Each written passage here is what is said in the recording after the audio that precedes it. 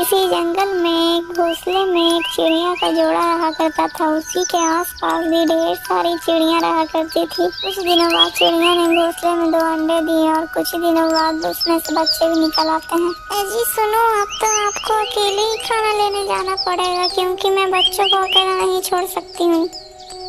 ठीक है टुनटुनी, मैं अकेला ही चला जाता हूँ।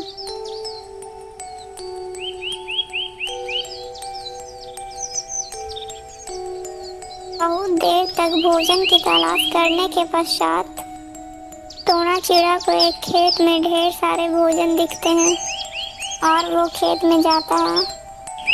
अरे वो, यहाँ तो बहुत सारा भोजन है।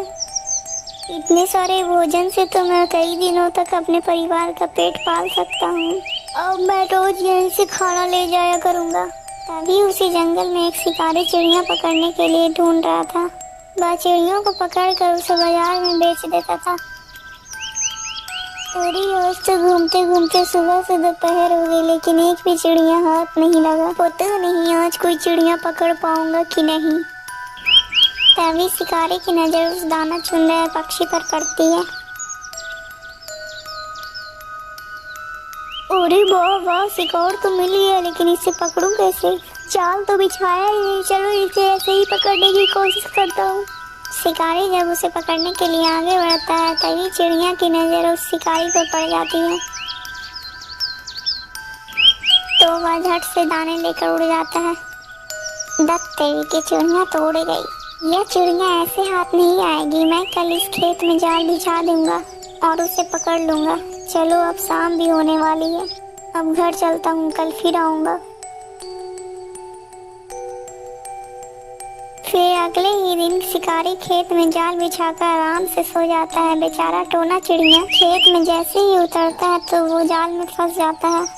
वहीं दूसरी तरफ जब टोना चिड़ा अपने घोंसले में नहीं पहुंचता है तो सोना चिड़िया को बहुत ही ज्यादा चिंता होने लगती है।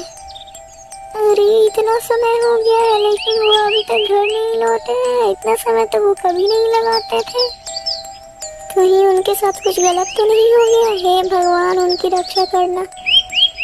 मोना का दिल नहीं माना तो वो अपने दोस्त कौवा के पास जाती है और उससे कहती है,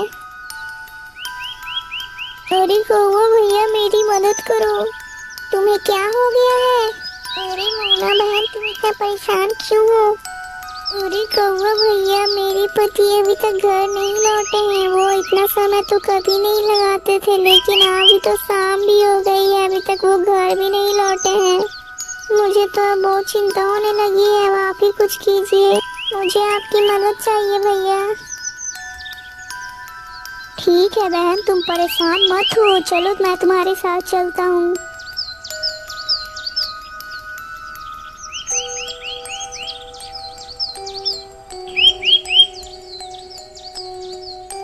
अरे वो देखो, टोना भैया उस पिंजरे में बंद है।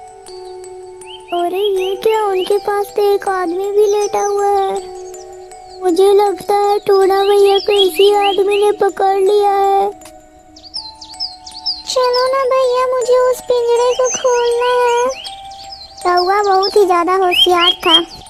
अरे नहीं नहीं सोना बहन, तुम अकेले ही पिंजरा खोलने जाओ। तब तक मैं इधर देखता हूँ कि कोई आ ना जाए। ठीक है कौवा भैया, मैं अकेले ही चली जाती हूँ। सोना पिंजरे को खोलने लगती है। तभी उसकी आवाजें सुनकर वो शिकारी जग जाता है और सोना को भी पकड़ लेता है और उधर कौवा भी उधर भाग जाता है। फिर कौवा सर्प के पास जाता है और उसे सारी बातें बता देता है। ठीक है, मैं तुम्हारी मदद करने के लिए तैयार हूँ। आखिर मैं भी तो इस जंगल में ही रहता हूँ ना, इसलिए मेरा फर्ज बनता है कि मैं तुम लोगों की भी मदद किया करूँ। चलो कौवा भाई, मुझे उस तक ले चलो। फिर कौवा उस सांप को वहीं पर ले जाता है जहाँ पर मोना और टोना बंद थे। ये देखो सर्प भैया, इस शिकारी ने हमारे मित्र को इस पिंजरे में बंद कर रखा है। जाओ कौवे भाई, उस पिंजरे को खोल दो। अरे नहीं नहीं, जहाँ जब वो शिकारी जग गया तो मेरी खैर नहीं। वो तो मुझे मार ही डालेगा, मैं नहीं जाऊंगा। अरे कौवा भाई, तुम मेरे होते हुए भी इतना डर क्यों रहे हो? जाओ जल्दी से और पिंजरा को खोल दो।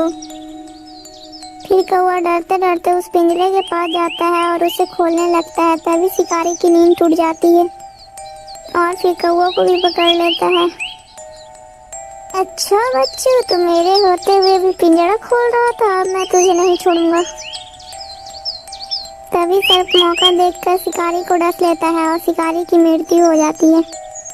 फिर कौवा जल्दी से पिंजरे को खोल लेता है और तीनों जल्दी से उड़ जाते हैं। दोस्तों, आपको ये वीडियो कैसी लगी? अगर अच्छी लगी तो वीडियो को लाइक करके चैनल को सब्सक्राइब कर दीजिएगा और ऐसी और वीडियो देखने के लिए हमारे चैनल में ज़रूर आइएगा। और हाँ दोस्तों, इस कहानी से आपको क्या शिक्षा मिली कमेंट में ज़रूर बताइएगा।